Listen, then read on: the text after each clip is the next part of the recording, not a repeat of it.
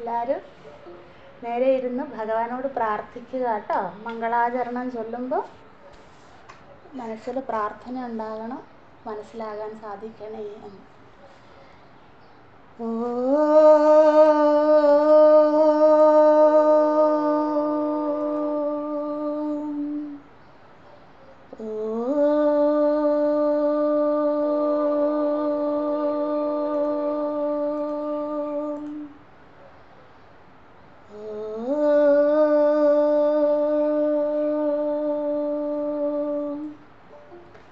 ओम सहनाववतु सहनौ भुनक्तु सह वीर्यं करवावहै तेजस्विनावधीतमस्तु मा विद्विषावहै.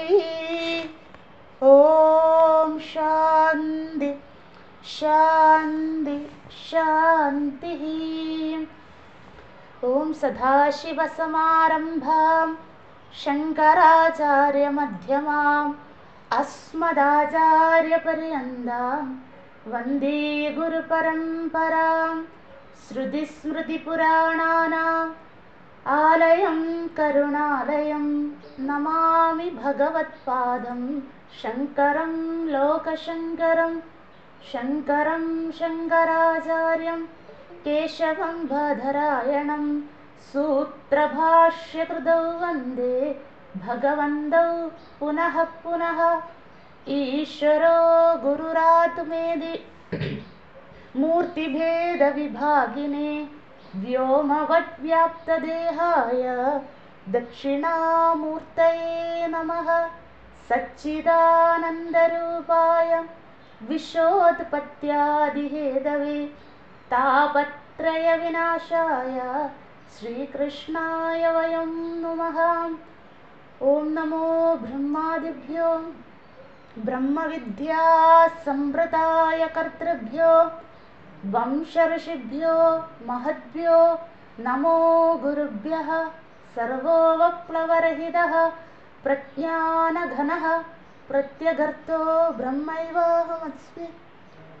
ओम पूर्णमदः पूर्णमिदं पूर्णाद् पूर्णमुदच्यते पूर्णस्य पूर्णमादाय पूर्णमेवावशिष्यते.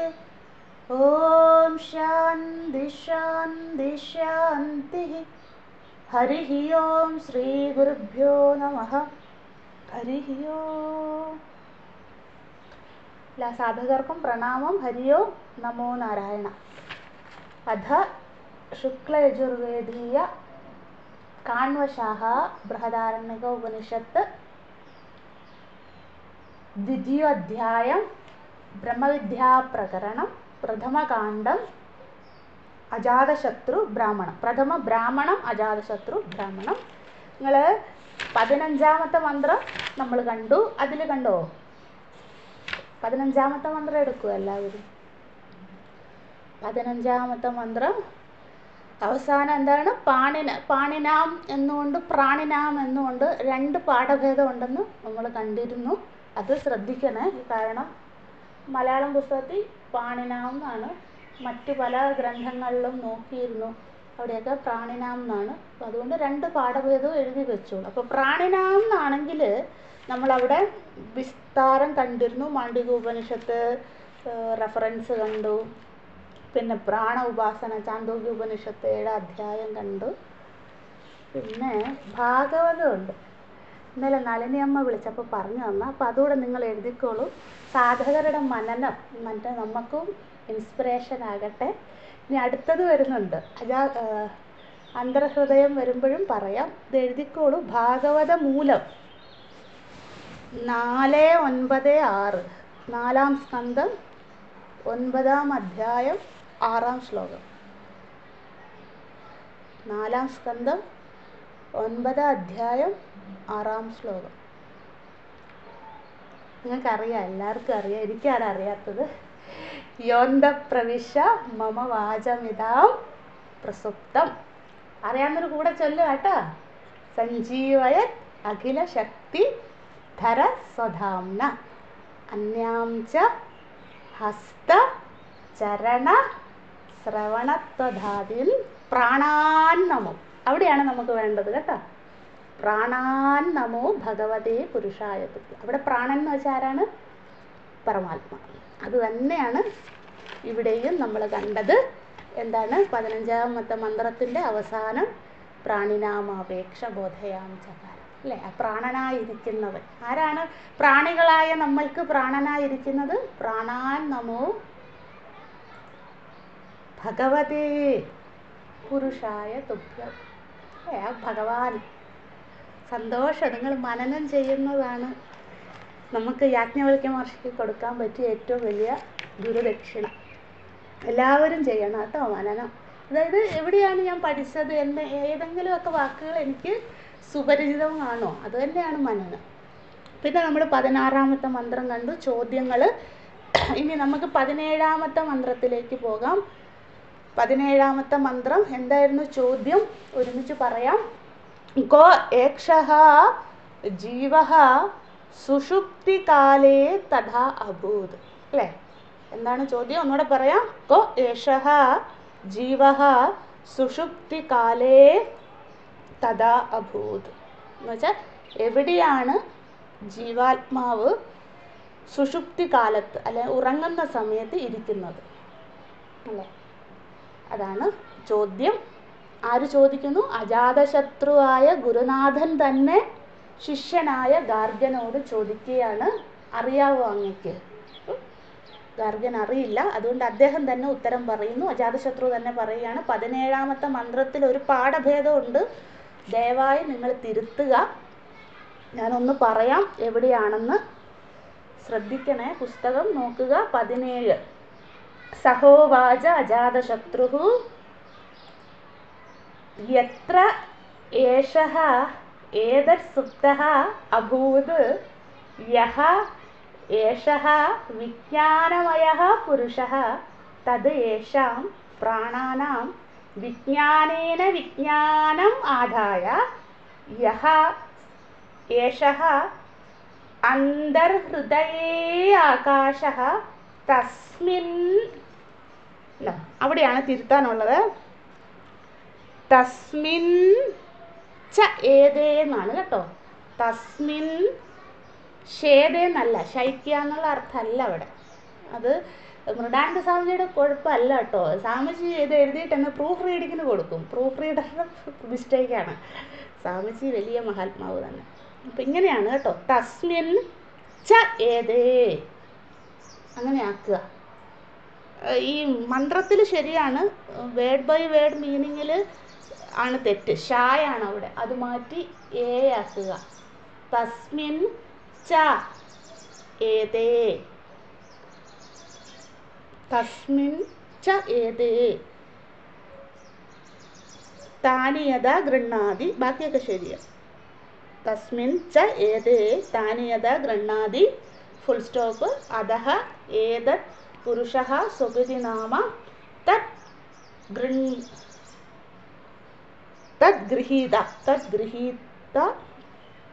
തദ്ഗൃഹീത ഏവ പ്രാണഃ ഭവതി. ഗൃഹീത വാക്ക്, ഗൃഹീതം ചക്ഷുഃ, ഗൃഹീതം ശ്രോത്രം, ഗൃഹീതം മനഃ. ഓക്കെ, നമുക്ക് ഒരുമിച്ച് ചൊല്ലാം. സഹോവാച അജാതശത്രുഃ യത്ര ഏഷഃ ഏതത് സുപ്തഃ അഭൂത് യഃ ഏഷഃ വിജ്ഞാനമയഃ പുരുഷഃ തദ് യേഷാം പ്രാണാനാം വിജ്ഞാനേന വിജ്ഞാനമാദായ യഃ ഏഷഃ അന്തർഹൃദയേ ആകാശഃ തസ്മിൻ ച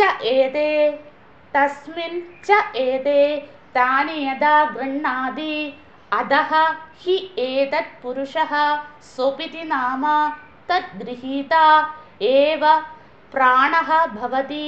ഗൃഹീത വാക്ക്, ഗൃഹീതം ചക്ഷുഃ, ഗൃഹീതം ശ്രോത്രം, ഗൃഹീതം മനഃ. ഗാർഗ്യനോടായിക്കൊണ്ട് അജാതശത്രു പറയുകയാണ്, സുഷുപ്തിയിൽ സർവജീവാത്മാക്കളും പരമാത്മാവുമായി ഏകീഭവിക്കുകയാണ്. അതായത് ഉറങ്ങുന്ന സമയത്ത് എല്ലാവരും ആനന്ദം അനുഭവിക്കാൻ കാരണം പരമാത്മാവുമായി ഏകീഭവിക്കുന്നത് കൊണ്ടാണ്. എന്തുകൊണ്ട് ഏകീഭവിക്കാൻ സാധിക്കുന്നു? ഞാനെന്നുള്ള അഹംബോധം, ഐഡൻറ്റിറ്റി ഇല്ലാത്തത് കൊണ്ടാണ്. നമ്മൾ സ്വപ്നം കാണുമ്പോഴും എഴുന്നേറ്റിരിക്കുമ്പോഴും ഞാനുണ്ട് അല്ലേ, എൻ്റെ പേര്, എൻ്റെ ശരീരം, എൻ്റെ സുഖം, എൻ്റെ ദുഃഖം, ആ അഹം മമയുണ്ട്. ഉറങ്ങുമ്പോൾ നമുക്കതില്ല. അതാണ് കാരണം ആനന്ദത്തിൻ്റെ. ആനന്ദം എവിടെ അനുഭവിക്കുന്നു? പരമാത്മാവുമായി ഏകീഭവിക്കുമ്പോൾ. അതാണ് ഉത്തരം. ഇനി അതിൻ്റെ വിസ്താരം നമ്മൾ കണ്ടിരുന്നു. സഹവാച അജാശത്രു അവർ പറഞ്ഞു എന്താണ്, ഏതൊരു കാലത്താണ് ഉറങ്ങുന്നത് ആ സമയം ജീവാത്മാവ്, അതായത് 5 കോശങ്ങളും അല്ലെങ്കിൽ 3 ശരീരവുമുള്ള ജീവാത്മാവ് എന്താണ്, സുഷുപ്തിയിൽ വിജ്ഞാനേന വിജ്ഞാനമാധായ എല്ലാ ഇന്ദ്രിയങ്ങളും അവയെ ഷട്ട് ഡൗൺ ചെയ്തുകൊണ്ട് പരമാത്മാവുമായി ഏകീഭവിക്കുന്നു. അവിടെ വരെ നമ്മൾ കണ്ടു. ഇനി അടുത്തതിലേക്ക് പോകാം. യഹ ഏഷഃ അന്തർഹൃദയേ ആകാശഃ. അവിടെ അന്തർഹൃദയം എന്ന വാക്കിൻ്റെ അർത്ഥം നമ്മൾ കണ്ടിരുന്നു. അന്തർഹൃദയം എന്നാൽ എന്താണ്? ആ സമന്താ സർവതേ കാശതേ പ്രകാശതേ ഇതി അന്തർഹൃദയഃ അല്ലേ. അന്തർഹൃദയം എന്ന വാക്കിൻ്റെ അർത്ഥം അത്രയുള്ളേ. അടുത്തത് ആകാശം എന്ന വാക്കിൻ്റെ അർത്ഥം എഴുതിക്കോളൂ. ഭഗവാൻ ഭാഷ്യകാരൻ ശങ്കരാചാര്യ സ്വാമികൾ ഭാഷ്യത്തിൽ എഴുതിയിരിക്കുന്നു. എന്താണ് ആകാശം എന്ന വാക്കുകൊണ്ട് അജാതശത്രു ഉദ്ദേശിക്കുന്നത്? ആകാശഃ പരാ ആത്മാ ഇതി ഉച്യത്തെ. ഭാഷ്യയാണ്. ആകാശഃ വിസർഗമുണ്ട്. ആകാശഃ പരാ ആത്മാ. പരാ ആത്മാ എന്ന് വെച്ച് വിഭജിച്ചെഴുതിയെന്നേ ഉള്ളൂ. ഒരുമിച്ച് സമസ്തപദാണ് പരമാത്മ. പരാ ആത്മാ ഇതി ഉച്യത്തെ. ഉച്യത്തെ എന്ന് വെച്ചാൽ പറയുന്നു. ആകാശം എന്ന വാക്കുകൊണ്ട് അജാതശത്രു ഇവിടെ പറയുന്നത് എന്താണ്? പരാത്മ, പരമാത്മാവിനെയാണ്. അല്ലാണ്ട് നമ്മൾ കാണുന്ന നീലാകാശമല്ല അല്ലേ. സ്കൈ എന്നുള്ള സാധാരണ ആകാശം എന്ന് കേൾക്കുമ്പോൾ അതാണ് അർത്ഥം. പക്ഷെ ഇവിടെ അതല്ല. എന്താണ്? പരമാത്മ. എന്തുകൊണ്ട് ഇവിടെ പരമാത്മാവിനെ ആകാശം എന്ന് വിളിക്കുന്നു? അതും എഴുതിക്കോളൂ. സർവ വ്യാപകത്വാത്. സർവ വ്യാപകത്വാത്. സർവ വ്യാപകത്വാത്. അപ്പം ആകാശം എന്ന വാക്കിൻ്റെ അർത്ഥം എഴുതി. ആകാശഃ പര ആത്മാ ഇതി ഉച്യത്തെ. എന്തുകൊണ്ട് ഇവിടെ പരമാത്മാവിനെ ആകാശം എന്ന് വിളിക്കുന്നു?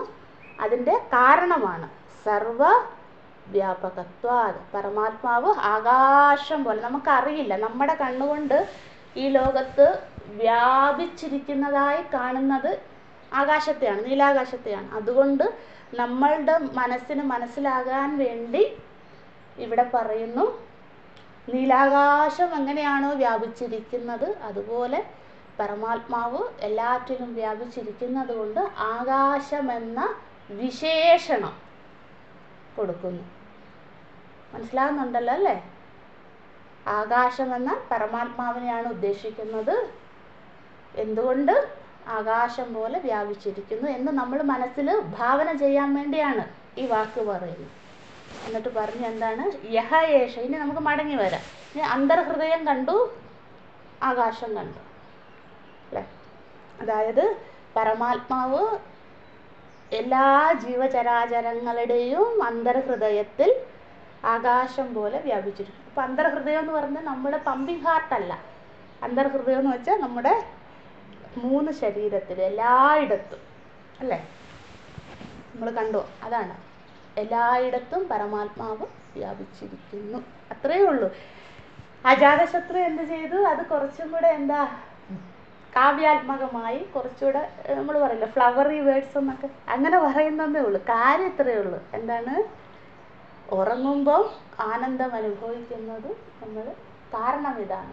പരമാത്മാവാണ് അപ്പോൾ ഉണർന്നിരുന്ന് പ്രാണരൂപത്തിൽ ഉച്ഛ്വാസം നിശ്വാസം ചെയ്യുന്നുകൊണ്ടിരിക്കുന്നത് അല്ലെ. വായു രൂപത്തിൽ ആ പരമാത്മാവുമായി ഏകീഭവിക്കുകയാണ് ആ സമയം. അത് എല്ലാവരിലും. ഇതാണ് അന്തർഹൃദയം എന്ന വാക്ക്. ഇത് നമ്മൾ പഠിച്ചിട്ടുണ്ട് കേട്ടോ. ഇനി അത് പറയും. ഇന്നലെ ശോഭാമ്മ പറഞ്ഞിരുന്നു. പെട്ടെന്ന് എല്ലാവർക്കും കത്തുന്നുണ്ടല്ലോ, അത് എന്തൊരു സന്തോഷമാണോ. എഴുതിക്കോളൂ.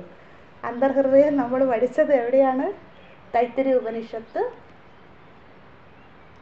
1-ാം അധ്യായം 13-ാം അനുഭാഗം 1:13 1.13 തൈത്തിരീയ ഉപനിഷത്ത് ശുക്ലയജുർവേദം അല്ലേ? തൈത്തിരീയ ഉപനിഷത്ത് നമ്മൾ പഠിച്ചത് അല്ലേ? കൃഷ്ണയജുർവേദം തന്നെ. തൈത്തിരീയ ഉപനിഷത്ത് 1-ാം അധ്യായം 13-ാമത്തെ അനുഭാഗം. അതിൻ്റെ പേര് തന്നെ എന്തായിരുന്നു?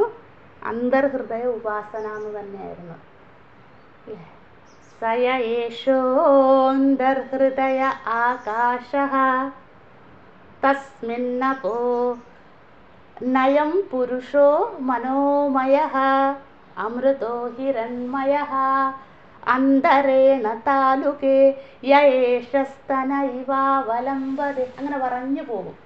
അതായത് എല്ലാവരും മനോമയ ആയിക്കോട്ടെ, എല്ലാ കോശങ്ങളും എവിടേക്കാണ് ഏകീഭവിക്കുന്നത്? അന്തർഹൃദയ ആകാശിനി. ആ വാക്ക് അത് തന്നെ ഇവിടെ പറയുന്നു. പിന്നെ നമ്മൾ മുണ്ടകത്തിൽ പഠിച്ചിട്ടുണ്ട്, അതും എഴുതിക്കോളൂ. മുണ്ടകോപനിഷത്ത് 2. വീണ്ടും 2 കേട്ടോ. 2.2.89 മുണ്ടകോപനിഷത്ത് 2:2 8:9 2.2.8 and 9 8-9 മന്ത്രം, 2 മന്ത്രങ്ങളുണ്ട്. അവിടെയും ഈ അന്തർഹൃദയ ആകാശ പരമാത്മാവ് അല്ലെങ്കിൽ സർവവ്യാപിയായ പരമാത്മാവ് എല്ലാ ഹൃദയങ്ങളിലും ഉണ്ട് എന്നറിഞ്ഞാൽ എന്താണ് ഗുണം എന്ന് നമ്മളവിടെ പഠിച്ചു. ഭിദ്യതേ ഹൃദയ ഗ്രന്ഥി ചിദ്യന്തേ സർവസംശയാഃ. ആ മന്ത്രം ജസ്റ്റ് എഴുതി വെച്ചോളൂ. എപ്പോഴെങ്കിലും നിങ്ങൾക്ക് മനനം ചെയ്യുമ്പോൾ ഇതൊക്കെ ഉപകാരപ്പെടും. മുണ്ടകം അഥർവണവേദം 2.2.8-9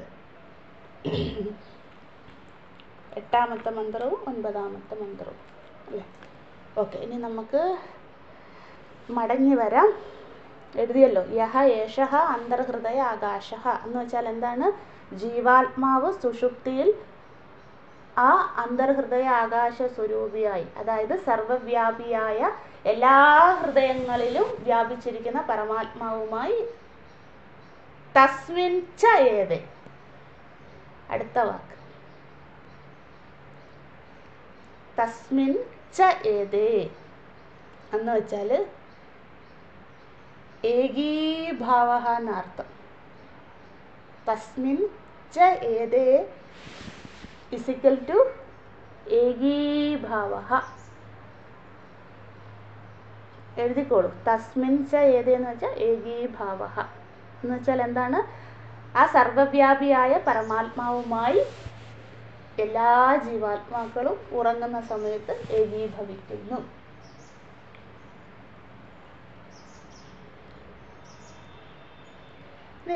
ഒരു കാര്യം ഇവിടെ ഭഗവാൻ ഭാഷ്യകാരൻ പറയുന്നുണ്ട് ഭാഷ്യത്തിൽ, എന്തുകൊണ്ടാണ് നമ്മൾക്ക് ഏകീഭവിക്കാൻ സാധിക്കുന്നതെന്ന്. ഏകീഭവിക്കുന്നു എന്ന് പറഞ്ഞ് മന്ത്രം അങ്ങ് പോയി. പക്ഷെ നമ്മൾ ചിന്തിക്കണ്ടേ എന്തുകൊണ്ടാണ്?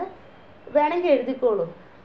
ഇവിടെ തസ്മിൻ ച ഏതേ എന്ന് പറഞ്ഞാൽ ഏകീഭാവ എന്ന് പറഞ്ഞു. എന്തുകൊണ്ടാണ് എല്ലാവർക്കും ഉറങ്ങുമ്പോൾ പരമാത്മാവുമായി ഏകീഭാവം? അതാണ് ചോദ്യം. എന്തുകൊണ്ടാണ് എല്ലാ ജീവാത്മാക്കൾക്കും സുഷുപ്തിയിൽ പരമാത്മാവുമായി ഏകീഭവിക്കുവാൻ സാധിക്കുന്നത്? എന്തുകൊണ്ടാണ് എല്ലാ ജീവാത്മാക്കൾക്കും പരമാത്മാവുമായി സുഷുപ്തിയിൽ ഏകീഭവിക്കാൻ സാധിക്കും? ഇല്ല, സിമ്പിളായിട്ട് പറഞ്ഞാൽ എന്തുകൊണ്ടാണ് എല്ലാവർക്കും സുഖമായി ഉറങ്ങാൻ സാധിക്കുന്നത്? ഈ ജീവാത്മ പരമാത്മാ എന്നുള്ള വാക്കൊന്നും മനസ്സിലാകുന്നില്ല, ഇങ്ങനെ എഴുതിയാൽ മതി. എന്തുകൊണ്ടാണ് എല്ലാ ജീവികൾക്കും സുഖമായി ഉറങ്ങാൻ സാധിക്കുന്നത്? അതാണ് ചോദ്യമേ. അതിനുള്ള ഉത്തരം പറയുന്നു, അവ്യവഹാരവത്വാത്. ഇത്രേ ഉള്ളൂ ഉത്തരം. പക്ഷെ അത് വളരെ ഗഹനാണ്. അവ്യവഹാരവത്വാത്. നമ്മളാരും അവിടെ വ്യവഹരിക്കുന്നില്ല, ഒന്നും ചെയ്യുന്നില്ല. വ്യവഹാരം വരുമ്പോഴാണ് ദുഃഖം. എന്താണ് ഉത്തരം? അവ്യവഹാരവത്വാത്. ആ വ്യവഹാരവത്വാത്. ഒരുമിച്ച് പറയുമ്പോൾ അവ്യവഹാരവത്വാത്. അതാണ് ഉത്തരവ്. അതായത് സുഖമായി ഉറങ്ങാൻ സാധിക്കുന്നത് നമ്മൾ വ്യവഹാരം ഒന്നും ചെയ്യാത്തത് കൊണ്ട്. അതായത് ഇന്ദ്രിയങ്ങൾ പ്രവർത്തിക്കുന്നില്ല. നമുക്കിപ്പം വ്യവഹാരം ചെയ്യണമെങ്കിൽ ഇന്ദ്രിയങ്ങൾ വേണ്ടേ? ഇപ്പം ഇന്ദ്രിയങ്ങളൊക്കെ നമ്മൾ പറഞ്ഞിരുന്നു തൊട്ട് മുമ്പേ, വിജ്ഞാനേന വിജ്ഞാന ആദായ എന്ന്. എല്ലാ ഇന്ദ്രിയങ്ങളും അവിടെ ഷട്ട് ഡൗൺ ആയെന്ന് പറഞ്ഞു. അപ്പോൾ ഇന്ദ്രിയങ്ങളൊന്നും പ്രവർത്തിക്കുന്നില്ല. കണ്ണിന് കാണുന്നില്ല, ചെവി കേൾക്കുന്നില്ല, ഒരു ഇന്ദ്രിയവും പ്രവർത്തിക്കുന്നില്ല. അപ്പോഴെന്താണ്? ആനന്ദം, സുഷുപ്തിയിൽ. ഇതാണ് പറയണത്. ഇതേ ആനന്ദം ഉണർന്നിരിക്കുമ്പം കിട്ടും. അതാണ് മോക്ഷമെന്ന്. എങ്ങനെ? മനോനിഗ്രഹം, ഇന്ദ്രിയ നിഗ്രഹം ചെയ്താൽ, ശമദമാദികൾ, വിവേക വൈരാഗ്യങ്ങൾ ആർജിച്ച് അധികാരം എത്തിയാൽ അയാൾ മോക്ഷത്തിലേക്ക് പോകുമെന്ന് പറയുന്ന കാരണം അല്ലേ? അപ്പം ഇതാണ് കാരണം. എന്താണ്? അവ്യവഹാരവത്വാത്. അവ്യവഹാരവത്വാത് എന്ന് വെച്ചാൽ മലയാളത്തിൽ എന്ത് പറയും? വ്യവഹാരമൊന്നും ചെയ്യാത്തത് കൊണ്ട്. എപ്പോഴും സുഷുപ്തിയിൽ. അതുകൊണ്ടാണ് നമുക്ക് എഴുന്നേറ്റ് വരുമ്പോൾ സുഖമായിരിക്കും. ഇപ്പം വ്യവഹാരമാണ് നമുക്ക് തടസ്സം. വ്യവഹാരം കൊണ്ട് നമുക്ക് വീണ്ടും വീണ്ടും വാസന ഉണ്ടാകും, വീണ്ടും വീണ്ടും അറ്റാച്ച്മെൻ്റ് ഉണ്ടാകും. വ്യവഹാരം അത് ഇല്ലാണ്ടാക്കണം എന്ന് ഓർമ്മിപ്പിക്കുകയാണ് ഭാഷ്യകാരൻ. തസ്മിൻ ചെയ്യതെ. അത് കഴിഞ്ഞ് അടുത്തത് താനി യഥാ ഗൃണ്ണാതി. അടുത്ത അതിൻ്റെ കൂടെ ചേർന്നാണ് ബാക്കിയും കൂടെ. അധഃ ഏതത് പുരുഷഃ. അതായത് ഈ ഇന്ദ്രിയങ്ങളുമായി ബന്ധം ഉപേക്ഷിച്ച് ജീവാത്മാവ് ഏകീഭവിക്കുന്നു. അതാണ് താനി യഥാ ഗൃണ്ണാതി, ഫുൾ സ്റ്റോപ്പ്. തൊട്ട് മുമ്പ് പറഞ്ഞ കാര്യം തന്നെ. അത് കഴിഞ്ഞ് ഗൃണ്ണാതി, ഗ്രഹിക്കുക. അതായത് ഓരോ ഈ സുഷുപ്തി അവസ്ഥയിൽ ഒന്നുമില്ല. അടുത്തത് പറയുകയാണ് അധഃ. അടുത്ത പാരഗ്രാഫാണ്, അടുത്ത സെൻറ്റൻസ് ആണ്. അധഃ ഏതത് പുരുഷഃ സ്വപിതി നാമ. ഈ ആനന്ദം അനുഭവിക്കുന്ന പുരുഷനെ, പുരുഷൻ എന്ന വാക്കിൻ്റെ അർത്ഥം അവിടെ എഴുതിക്കോളൂ, ജീവാത്മാ.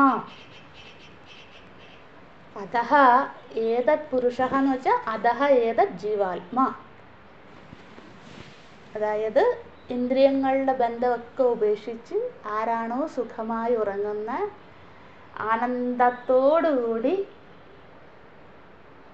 സുഖമായി ഉറങ്ങുന്ന ആ ജീവാത്മാ, ആ ജീവാത്മാവിനെ സ്വപിതി നാമ, സ്വപിതി എന്ന നാമത്തോടു കൂടിയാണ് ശാസ്ത്രം വിളിക്കുന്നത്. സ്വപിതി എന്ന നാമത്തോടു കൂടിയാണ് ഉറങ്ങുന്നയാളെ ശാസ്ത്രം വിളിക്കുന്ന പേരാണത്. സ്വപിതി നാമഃ ശാസ്ത്ര ഇത് ഉച്ചത എന്നാണ് ഇവിടെ ഭാഷ്യത്തിൽ പറയുന്നത്. സ്വപിതി നാമ അത് വേറെ ആരും വിളിക്കുന്നതല്ല. എൻ്റെ അച്ഛനോ അമ്മയോ അല്ലെങ്കിൽ ബന്ധുജനങ്ങളോ അയാൾ ഉറങ്ങുവാണ്, മൂപ്പരുടെ പേര് സ്വപിതി എന്നാണെന്നല്ല. വേറെ ആരും വിളിക്കില്ല. ആരാണ് വിളിക്കുന്നത്? ശാസ്ത്ര ഇത് ഉച്ചത, ശാസ്ത്രം വിളിക്കുന്ന പേരാണ് സ്വപിതി നാമ. സ്വപിതി എന്നാണ് വിളിക്കുന്നത്. എല്ലാവർക്കും കത്തിക്കാണും ഇപ്പോൾ നമ്മൾ സ്വപിതി എവിടെയാണ് പഠിച്ചതെന്ന്. ഒരുപാട് സ്ഥലത്ത് ബാക്കി വരുന്നുണ്ട്. സ്വപിതി പഠിച്ചത് എഴുതിക്കോളൂ. സ്വപിതി എന്ന വാക്കിൻ്റെ അർത്ഥം ആദ്യം എഴുതാം. സ്വം ഏവ ആത്മാനം. വേണ്ടവർ എഴുതിയാൽ മതി. ഇതൊക്കെ സ്വപിതി എന്ന വാക്കിൻ്റെ ഡെഫിനിഷനാണ് കേട്ടോ. നമ്മളിത് ചാന്തോക്യത്തിൽ പഠിച്ചപ്പോൾ ഈ ഡെഫിനിഷൻ ഒന്നും പറഞ്ഞില്ല. കാരണം പ്രധാനം എത്തത്തെന്ന് വിചാരിച്ച്. ഇനിയൊരു സ്ഥലമില്ല നമുക്ക് പഠിക്കാൻ. അതുകൊണ്ട് എഴുതിക്കോളൂ. സ്വം ഏവ ആത്മാനം ഇതി സ്വപിതി. സ്വം ഏവ ആത്മാനം ഇതി സ്വപിതി. രണ്ടാമത്തെ പരിഭാഷ സ്വം ആത്മാനം അഭിഗച്ഛതി ഇതി സ്വപിതി. സ്വം ആത്മാനം അഭിഗച്ഛതി ഇതി സ്വപിതി. എന്തൊക്കെയാണ് ഒന്നുകൂടെ പറയാം. സ്വം ഏവ ആത്മാനം ഇതി സ്വപിതി, അല്ലെങ്കിൽ സ്വം ആത്മാനം അഭിഗച്ഛതി ഇതി സ്വപിതി. അപ്പം ഇത്രയേ ഉള്ളൂ. ഗാർഗ്യനോട് അജാതശത്രു പറഞ്ഞു, ഉറങ്ങുന്ന സമയത്താണ് എല്ലാ ജീവാത്മാക്കളും പരമാത്മാവുമായി ഏകീഭവിക്കുന്നത്. അതുകൊണ്ടാണ് സുഖമായി ഉറങ്ങാൻ സാധിക്കുന്നത്. സുഖേനമയേ നിദ്രാസമയേ ന കിഞ്ചിത് വ്യഥിതം, നമ്മൾ പഠിച്ചിട്ടുണ്ട്. സുഖമായി ഉറങ്ങാൻ സാധിക്കുന്നത്. ആ സമയത്ത് ആ ഉറങ്ങുന്നയാളുടെ ഐഡന്റിറ്റിയാണ് സ്വപിതി. ആ ഐഡന്റിറ്റി ആര് കൊടുത്തു? ശാസ്ത്രം വിളിച്ചു. ഇത്രയേ ഉള്ളൂ. ഒന്നുകൂടെ പറയാം, ശ്രദ്ധിക്കുക. ഉറങ്ങുന്ന സമയത്ത് എല്ലാ ജീവാത്മാക്കളും പരമാത്മാവുമായി ഏകീഭവിക്കുന്നു. അതുകൊണ്ടാണ് ആനന്ദം അനുഭവിക്കാൻ സാധിക്കുന്നത്. ആ ഉറങ്ങുന്ന സമയത്ത് ആനന്ദം അനുഭവിക്കുന്ന ആളെ ശാസ്ത്രം വിളിക്കുന്ന പേരാണ് സ്വപിതി നാമം. സ്വപിതി എന്ന നാമം എന്താ പേര്? സ്വപിതി എന്ന പേരോടുകൂടി അല്ലെ വിശേഷണത്തോടുകൂടി ശാസ്ത്രം ആ ആനന്ദം അനുഭവിക്കുന്ന ജീവാത്മാവിനെ വിളിക്കുന്നു. ഇനി എന്താണ് സ്വപിതി? എന്തുകൊണ്ടാണ് സ്വപിതി എന്ന് വിളിക്കാൻ കാരണം? ആ കാരണമാണ് നമ്മളിപ്പോൾ എഴുതിയത്. എന്തുകൊണ്ടാണ് സ്വപിതി എന്ന് വിളിക്കുന്നത്? സ്വം ഏവ ആത്മാനം, അയാള് തൻ്റെ സ്വരൂപവുമായി കൂടിച്ചേരുന്നത് കൊണ്ട്. അതാണ് സ്വം ഏവ ആത്മാനം. ഇവിടെ ആത്മാനം എന്ന് വെച്ചാൽ പരമാത്മാനം. അയാള് പരമാത്മാവുമായി ഏകീഭവിക്കുന്നത് കൊണ്ടാണ് അയാളെ സ്വപിതി എന്ന് വിളിക്കുന്നത്, അല്ലെങ്കിൽ അയാൾക്ക് സുഖം അനുഭവിക്കാൻ സാധിക്കുന്നു. അടുത്ത ഡെഫിനിഷൻ എന്താ? ഇതിൻ്റെ തന്നെയാണ്, കുറച്ച് വ്യത്യാസമുള്ളത്. സ്വം ആത്മാനം അഭിഗച്ഛതി. അഭിഗച്ഛതി എന്ന് വെച്ചാൽ ടു അറ്റൈൻ എന്നാണ്. അഭിഗച്ഛതി എന്ന വാക്കിൻ്റെ അർത്ഥം ടു അറ്റൈൻ. അറ്റൈൻ എന്ന് വെച്ചാൽ നേടുക. അയാൾ സ്വന്തം ആത്മാവിനെ നേടിയെടുക്കുന്നു. ആ സമയത്ത് ജാഗ്രതയിൽ എന്താണ്? മായയുമായിട്ടാണ് മായേനെയാണ്, അല്ലെങ്കിൽ ഇന്ദ്രജാലവുമായിട്ടാണ് അയാൾക്ക് കൂട്ട്. അതൊക്കെ വിട്ട് അയാൾ ഉറങ്ങുന്ന സമയത്ത് എന്താണ്? സ്വം ആത്മാന അഭിഗച്ഛതി. അയാളുടെ യഥാർത്ഥ ഉള്ളിലിരിക്കുന്ന ആ ചേതന സ്വരൂപവുമായി ഏകീഭവിക്കുന്നു. അതുകൊണ്ട് ശാസ്ത്രം ആ സുഖസ്വരൂപിയായി ഉറങ്ങുന്ന അയാളെ സ്വപിതി എന്ന് വിളിക്കുന്നു. അതാണ് സ്വപിതി നാമത്തോടുകൂടി ശാസ്ത്രം വിളിക്കുന്നു. ഇതിന് മറ്റൊരു പേരും കൂടെ ഉണ്ട്, വേണ്ടവരെഴുതിക്കോളൂ. ഈ സ്വപിതി എന്ന വാക്കിന് മറ്റൊരു പര്യായമുണ്ട്, സഹജസ്ഥിതി എന്ന്. സഹജസ്ഥിതി അതായത് effortlessly we are attaining the ആനന്ദം. അതാണ് അതിൻ്റെ അർത്ഥം. അതായത് നമ്മൾ ഒരു പരിശ്രമവും വേണ്ടെന്ന്. അതാണ് സഹജസ്ഥിതി. ഒരു പരിശ്രമവും ഇല്ല, ഞാൻ വെറുതെ ഒന്ന് കടന്നു കൊടുത്താൽ മതി. അതെന്തേലും പരിശ്രമം ഉണ്ടോ? അല്ല, നമുക്ക് ഒരു പരിശ്രമവും വേണ്ട. ഏറ്റവും ഇഷ്ടവുമാണത്. അതിൽ ഒരു എഫേർട്ടും വേണ്ട. അല്ല, ഉറങ്ങാണ്ടിരിക്കുമ്പോഴാണ് എഫേർട്ട്. അയ്യോ, എനിക്ക് ഉറക്കം വരുന്നില്ലല്ലോ, അല്ലെ അതിനായിട്ട് ഉറക്കം നേടിയെടുക്കാനുള്ള എഫേർട്ടേ ഉള്ളൂ, പരിശ്രമമേ ഉള്ളൂ. ഉറങ്ങിക്കഴിഞ്ഞാൽ എന്തേലും എഫേർട്ടുണ്ടോ? ഒന്നുമില്ല. അതുകൊണ്ടാണ് അതിനെ സ്വപിതി എന്നും വിളിക്കുന്നതിന് കൂടെ സഹജസ്ഥിതി എന്നും കൂടെ പറയുന്നത്.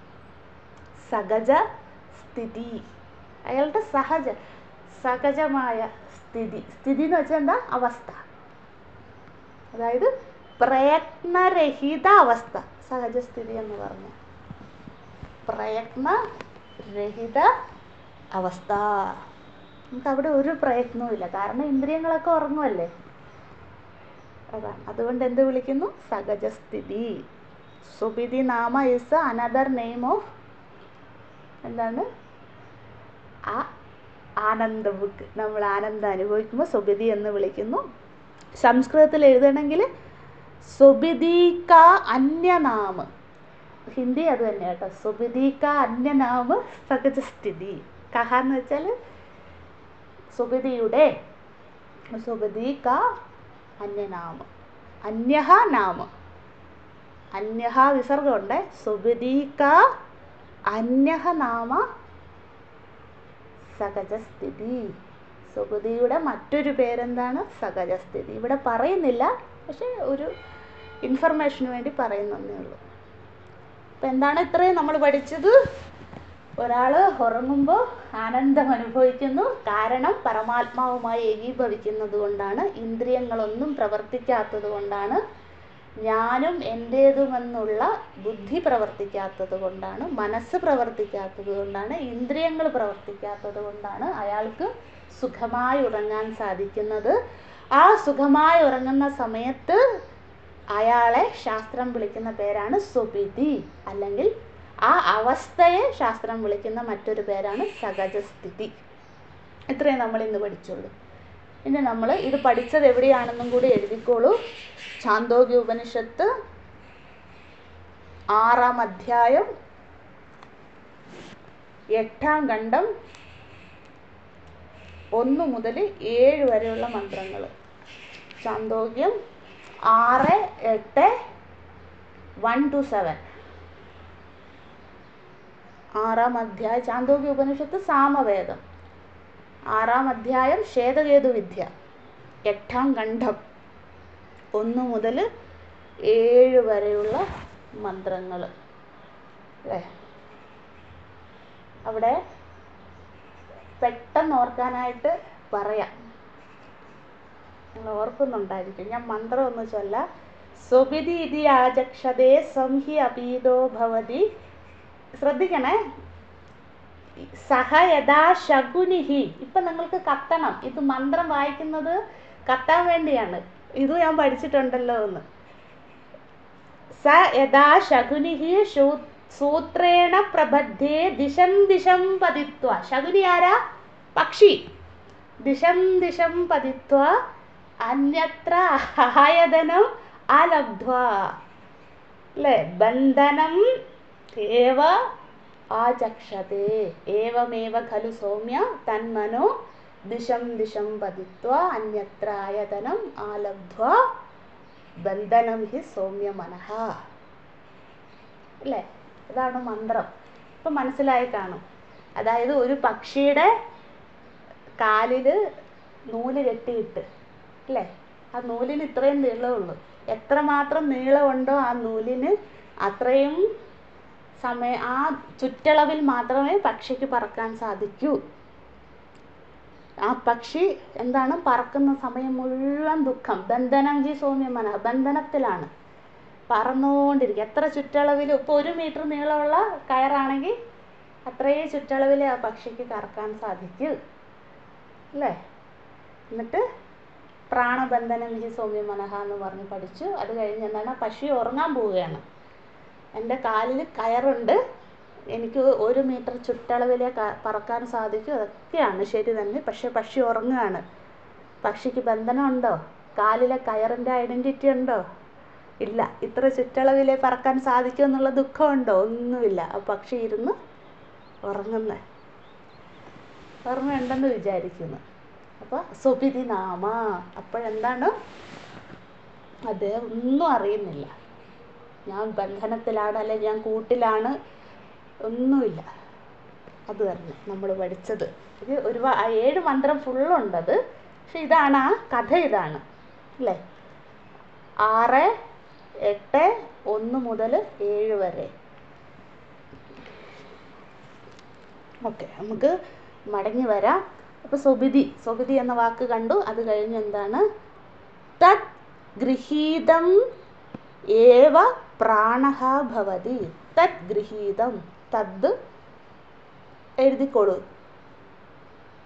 തത് സുഷുപ്തി കാലേ എന്നാണ്. തതെന്ന വാക്കിൻ്റെ അർത്ഥം അതെന്നാണ്. അതെന്ന് വെച്ചാൽ ഇവിടെ തത് അധ്യാഹാരം ചെയ്തോളൂ. സുഷുപ്തി കാലേ, സുഷുപ്തി സമയത്ത്, ഉറങ്ങുന്ന സമയത്ത്. സംസ്കൃതത്തിൽ പറഞ്ഞ സുഷുപ്തി കാലേ. തത് എന്ന് വെച്ചാൽ എന്താണ്? സുഷുപ്തി കാലേ, സുഷുപ്തി സമയത്ത്, ഉറങ്ങുന്ന സമയത്ത്. ഗൃഹീതമേവ പ്രാണഃ ഭവതി. അതായത് ഘ്രാണേന്ദ്രിയം അറിയാമല്ലോ അല്ലേ? പ്രാണഃ ഭവതി, പ്രാണനിൽ ഒടുങ്ങുന്നു. ഇനി ഓരോന്നും പറയുവേ, എന്നിട്ട് നമുക്ക് അതിൻ്റെ ചർച്ച ചെയ്യാം. ഗൃഹീതം വാക്ക്, ഇപ്പം കത്തണം ഇതെവിടെയോ പഠിച്ചതെന്ന്. നിങ്ങളെ പ്രകാശ സ്വരൂപികളാക്കലാണ് എൻ്റെ ഉദ്ദേശം. കത്തി കത്തി കത്തി അവസാനം നിങ്ങൾ പ്രകാശ സ്വരൂപികളായി, അതാണ് മോക്ഷം അല്ലേ? ഗൃഹീതം ഏവ പ്രാണഃ ഭവതി. ഞാനൊന്ന് ചൊല്ലാം, അപ്പം നിങ്ങൾക്ക് കത്തും. ഗൃഹീതം ഏവ പ്രാണഃ ഭവതി, ഗൃഹീത വാക്ക്, ഗൃഹീതം ചക്ഷുഃ, ഗൃഹീതം ശ്രോത്രം, ഗൃഹീതം മനഃ. ഓരോന്നും പറയുകയാണ്. പ്രാണൻ, അതായത് ഘ്രാണേന്ദ്രിയം, നമ്മൾ ഉച്ഛ്വാസം നിശ്വാസം ചെയ്യുന്ന ഘ്രാണേന്ദ്രിയം പ്രാണനിൽ. പ്രാണൻ എന്ന് വെച്ചാൽ അവിടെ എന്തായിരിക്കും? അപ്പോൾ പരമാത്മാ. ഗൃഹീതം ഏവ പ്രാണഃ ഭവതി എന്ന് വെച്ചാൽ ഗൃഹീതം ഏവ പരമാത്മാ ഭവതി, പരമാത്മാവുമായി. ഭവതി എന്ന് വെച്ചാൽ ഇവിടെ ഏകീ ഭവതി എന്നാണ് കേട്ടോ. ഏകീ എന്നുള്ള വാക്ക് കൂട്ടിച്ചേർത്തോളൂ, എഴുതിക്കോളൂ, എന്നിട്ട് നമുക്ക് ചർച്ച ചെയ്യാം. ഗൃഹീതം ഏവ പരമാത്മാ ഏകീ ഭവതി. ഗൃഹീതം ഏവ പ്രാണഃ എന്ന് വെച്ചാൽ എന്താ? പരമാത്മാ. ഭവതി എന്ന് വെച്ചാൽ എന്താണ്? ഏകീഭവതി, ടു അറ്റൈൻ. പരമാത്മാവുമായി ഏകീഭവിക്കുന്നു. ആര്? നമ്മളിലൊക്കെ, നമ്മുടെ പ്രാണൻ. എന്താണ്? എന്തൊക്കെയാണ്? പ്രാണൻ മാത്രമല്ല, ഉച്ഛ്വാസം നിശ്വാസം മാത്രമല്ല, ഗൃഹീതം വാക്ക്, പരമാത്മാ. അതായത് ഉറങ്ങുന്ന സമയത്ത് എല്ലാ ഇന്ദ്രിയവും പരമാത്മാവുമായി ഏകീഭവിക്കുന്നു എന്നേ ഉള്ളൂ. അത് ഓരോ ഇന്ദ്രിയം എടുത്തെടുത്ത് പറയുന്നു. ഗൃഹീതം വാക്ക് പരമാത്മാവുമായി. അപ്പം ഇവിടെ ഈ തതെന്നുള്ള വാക്ക് കൂട്ടിച്ചേർക്കണം കേട്ടോ. അതായത് സുഷുപ്തി കാലേ ഗൃഹീതം വാക്ക്, ഞാൻ ഉറങ്ങുന്ന സമയത്ത് പരമാത്മാവുമായി എൻ്റെ വാക്ക് ഏകീഭവിക്കുന്നു.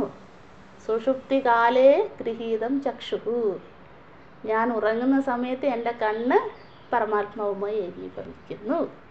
ഗൃഹീതം ശ്രോത്രം, ഞാൻ ഉറങ്ങുന്ന സമയത്ത് എൻ്റെ ശ്രോത്രേന്ദ്രിയം, ചെവിട്, എന്താണ്? പരമാത്മാവുമായി ഏകീഭവിക്കുന്നു അല്ലേ? പിന്നെ എന്താണ്? ഗൃഹീതം മനഃ, പരമാത്മാവുമായി ഞാൻ ഉറങ്ങുന്ന സമയത്ത് എൻ്റെ മനസ്സ് ഏകീഭവിക്കുന്നു. ഇതാണ് അർത്ഥം. അതിൻ്റെ അർത്ഥം എന്താ? ഇതൊന്നും പ്രവർത്തിക്കുന്നില്ല എന്നേ ഉള്ളൂ. അതായത് എൻ്റെ ഘ്രാണേന്ദ്രിയമായിക്കോട്ടെ, ഇവിടെ പറയാത്തതൊക്കെ നമ്മൾ കൂട്ടിച്ചേർക്കണം. ചക്ഷുരേന്ദ്രിയമായിക്കോട്ടെ, വാഗേന്ദ്രിയമായിക്കോട്ടെ, രസനേന്ദ്രിയമായിക്കോട്ടെ, സ്പർശനേന്ദ്രിയമായിക്കോട്ടെ അല്ലേ? അതെല്ലാ ഇന്ദ്രിയങ്ങൾ, ശബ്ദസ്പർശ രൂപരസഗന്ധാദി എല്ലാം ഞാൻ ഉറങ്ങുന്ന സമയത്ത് എവിടെ കൊടുക്കുന്നു?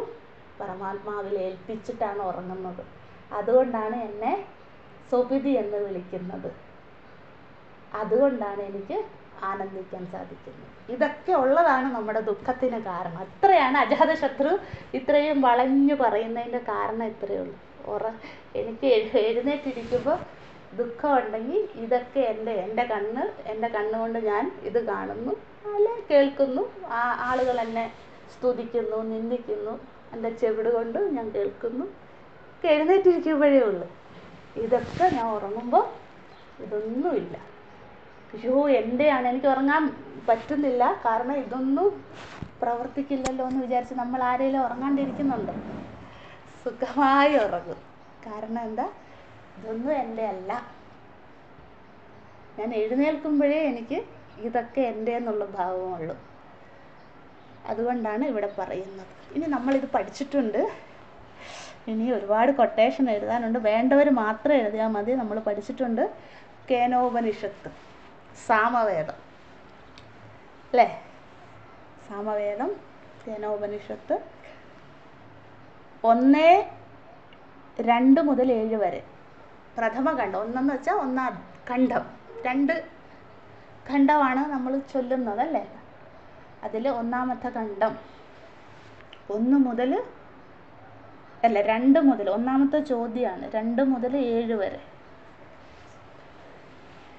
മന്ത്രം ചൊല്ലിയാൽ നിങ്ങൾക്ക് ഓർമ്മ വരുമായിരിക്കും. ശ്രോത്രസ്യ ശ്രോത്രം മനസോ മനോയഃ വാചോ ഹവാചം യഹു പ്രാണസ്യ പ്രാണഃ ചക്ഷുഷച്ചക്ഷുരതിമുച്യധീരാः പ്രേത്യാസ്മാൻ ലോകാനമൃതാ ഭവന്തി. ആരാണോ കണ്ണിന് കണ്ണായിരിക്കുന്നവനെ കാതിന് കാതായിരിക്കുന്നവനെ അറിയുന്നത് അയാൾ പ്രേത്യാസ്മാൻ ലോകാത് അമൃതാ ഭവന്തി. ഈ ലോകത്തെ എല്ലാ ബന്ധവും ഉപേക്ഷിച്ച് അയാൾ അമൃതസ്വരൂപിയായി മാറുമെന്ന് നമ്മൾ പഠിച്ചിട്ടുണ്ട്. അത് തന്നെയാണ് ഇവിടെ. എന്താണ്? 1.2 മുതൽ 7 വരെയുള്ള മന്ത്രം നമുക്ക് ചൊല്ലണം. ഇനി അടുത്ത ഈശാവാസ്യം കഴിഞ്ഞിട്ട് കേനോപനിഷത്താണ് പാരായണം. അപ്പോൾ എല്ലാവർക്കും ഓർമ്മ വരും. ഇനി അടുത്തത് എഴുതിക്കോളൂ, ചാന്തോഗ്യ ഉപനിഷത്ത്. അത് സാമവേദം തന്നെ. ചാന്തോഗ്യ ഉപനിഷത്ത് 6.8.6 6.8.6 ചാന്തോഗ്യം 6.8.6 6.8.6. അതായത് വാങ്മനസി സമ്പദ്ധ്യതേ മനഃ പ്രാണേ പ്രാണഃ തേജസി തേജസേ പരസ്യാം ദേവതായ. ആ മന്ത്രം എല്ലാ ഇന്ദ്രിയങ്ങളും ഒടുങ്ങി നമ്മൾ ഉറക്കത്തിലേക്ക് ഗാഠനിദ്രയിലേക്ക് പോകുമ്പോൾ ഒന്നുമില്ല. പരസ്യാം ദേവതായം പരമാത്മാവുമായി ഏകീഭവിക്കുന്നു അവിടെ. അതാണ് സ്വപിതി, സുഖം, ആനന്ദമെന്ന് ചാന്തോഗ്യത്തിൽ പഠിച്ചു. പിന്നെ മുണ്ടകോപനിഷത്ത് അടുത്തത്. മുണ്ടകം 3.1 മൂന്നാം മുണ്ടകം അഥർവണ വേദം. മൂന്നാം മുണ്ടകം 3.1 മൂന്നാം അധ്യായം 3.1.8.9 3.1.8. ഞാൻ പറയുന്നത് ശരിയാണെന്ന് നിങ്ങൾ പുസ്തകം എടുത്ത് നോക്കണം കേട്ടോ. 3.1.8.9. യേശോനുനാത്മാ ചേതസാ വേദിതവ്യം യസ്മിൻ പ്രാണ പഞ്ചദാസം വിവേശഃ. ജസ്റ്റ് കേട്ടോളൂ. പ്രാണൈചിത്യം സർവമോദം പ്രജാനാം യസ്മിൻ വിശുദ്ധേ വിഭവന്ത്യേഷ ആത്മാ. അതായത് ഇത് തന്നെ പ്രാണനും കണ്ണും കാതും എല്ലാം പരമാത്മാവുമായി ഏകീഭവിക്കുന്നു. എല്ലാ ഇന്ദ്രിയം, ഘ്രാണേന്ദ്രിയം, രസനേന്ദ്രിയം, വാഗേന്ദ്രിയം, എല്ലാ ഇന്ദ്രിയവും.